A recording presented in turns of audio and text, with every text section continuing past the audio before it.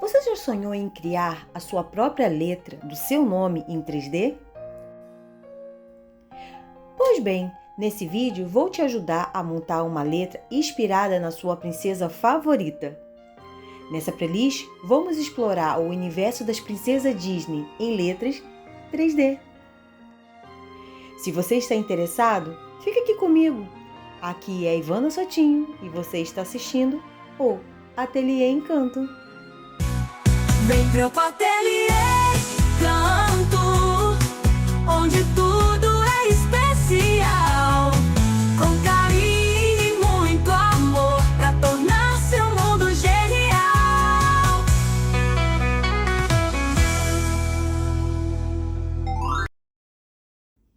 E antes do vídeo começar, não se esqueça de deixar o seu like, se inscrever no canal se ainda não é inscrito e ativar o sininho de notificação para não perder nenhuma novidade aqui.